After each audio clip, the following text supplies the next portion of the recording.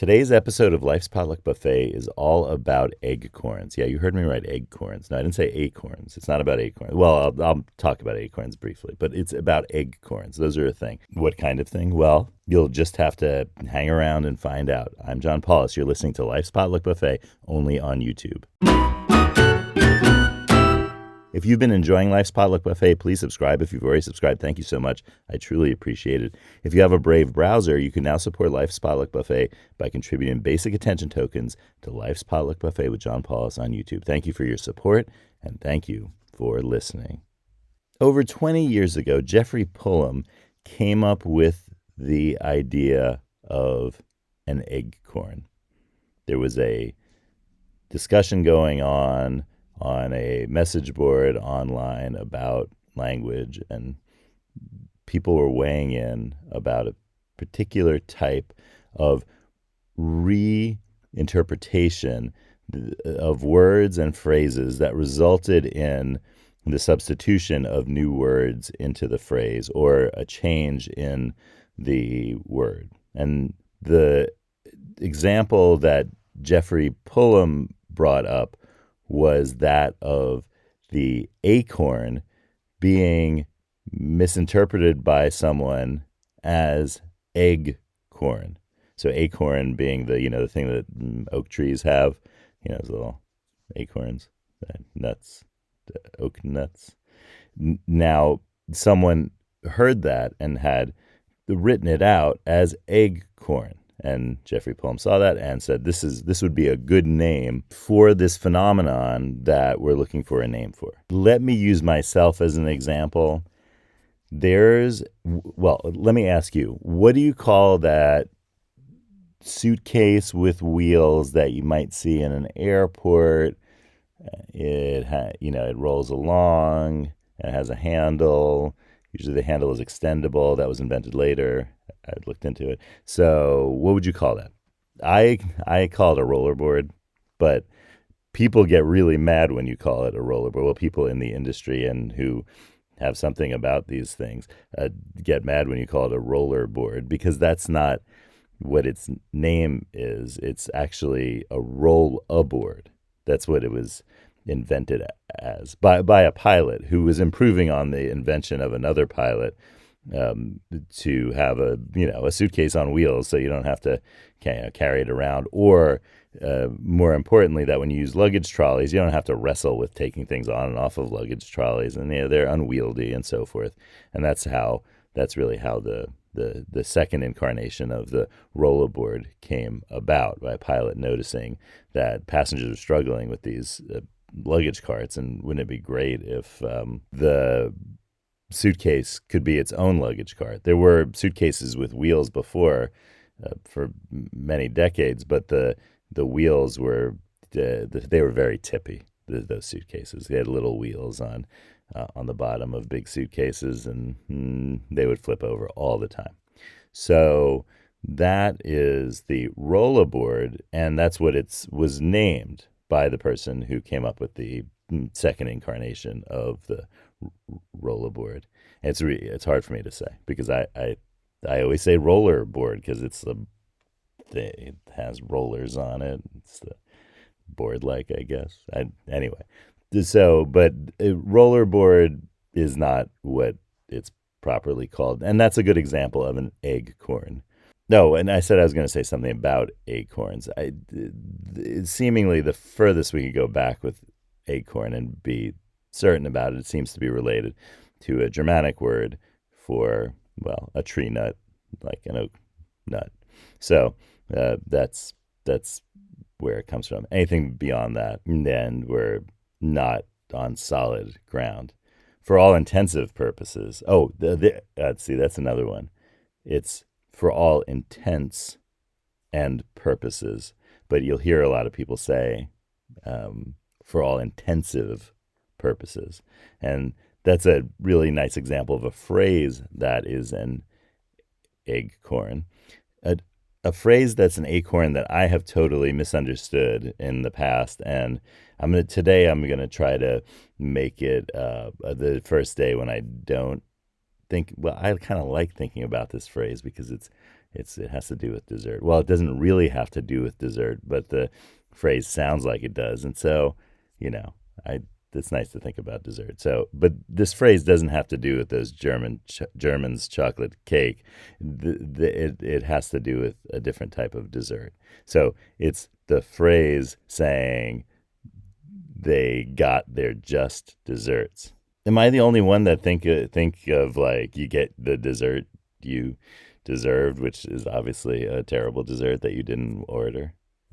I guess it doesn't make much sense when you think about it that way. But because it sounds like dessert with two S's, the extra S is for sweet, that is why I always think, oh, well, it must have something to do with like you get what you deserve, but it has to do with something about desserts. But it doesn't have to do anything with ice cream sundaes. It has to do with a word that we don't really use in any other context, which is a dessert with one S. And that comes from the verb to deserve.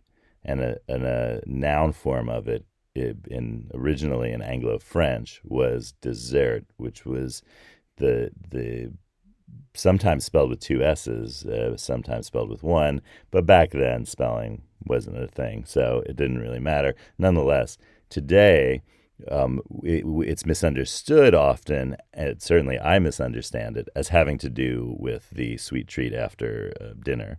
That is the 2S dessert nowadays. But it actually has to do with a 1S dessert, which is just a form of the verb to deserve. So when people are getting their just desserts, they're getting the things that they deserved, plain and simple, and has nothing to do with German chocolate cake. So that's one that I frequently misunderstand, or have misunderstood. But I still like thinking about desserts, so maybe I'll just keep thinking it that way. But nonetheless, just desserts definitely has one S, and it has to do with things people deserve. It's spelled like desert, but it's not.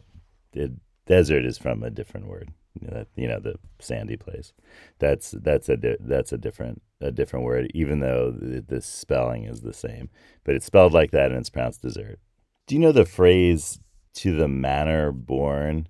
If you have heard it, you've probably heard it as a kind of an accusation of someone who's acting in a very maybe aristocratic manner that's maybe a little too distant and too much, and that is a good example of an acorn, because people often think of it as being to the manor, as in manor house, manor, born. So it's the equivalent of, or it's used as the equivalent of born with a silver spoon in your mouth. But that's not what it actually meant originally, and that's not what it should mean. But that acorn was so strong that not only did it change people's spelling of the word manner, but it also made that kind of meaning, the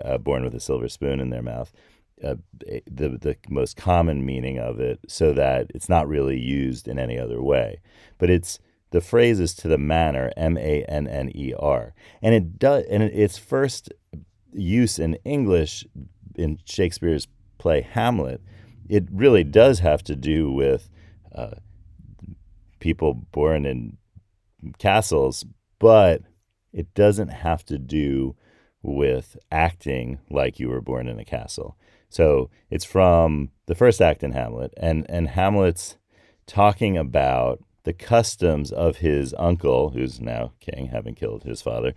In particular, his custom of partying hard late at night, and on imported wines and other things that are the custom and the habit of the kings of Denmark, but which are in fact to Hamlet problematic, especially since the fact that these aren't customs that are authentic to the Danish, at least in Hamlet's imagination of it. So that is the when Hamlet says, even though I was born to do those customs, I don't do them for reasons I just discussed. So that's to the manner, manner, born. So it has to do with customs. And you can see how the confusion starts to happen. Because if the customs you're talking about are those of Danish kings, then, obviously it starts to sound like you need to be born in a manor house or equivalent in order to be born to the manor. But it originally is just to be born to a way of customary behavior, which, well, everyone is born to. So we're all to some manner born, but what that manner is doesn't need to be aristocratic or royal. Oh, and if the actors who played in Hamlet put up with a lot and didn't complain, well, kind of like, unlike Hamlet, they could be called real troopers. And that's the final acorn I'll mention today, because that's a really good one. That's one that I also never get right.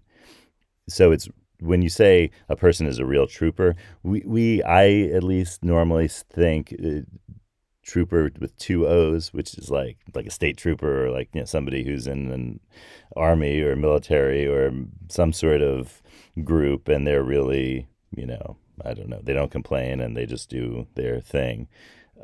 That's not what the phrase is. The phrase is a real trooper, Trouper, which means an actor in a troupe, a Troupe of actors.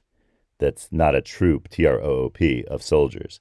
So when you say someone's a real trooper, you mean that they're a real actor in a troupe that has to go through a lot of travails, because that's how it goes, right? You're traveling and you're experiencing a lot, maybe suffering a lot, but you don't complain and you keep on going, and that's a real trooper. And it has to do with actors, not with soldiers. All right, well, let's add the cards have been real troopers for being patient and waiting for the end to have our drawing. So cards, let's see what you have to say today. Yellow lemons, blue dumplings, magenta noodles. Cards, tell us some things.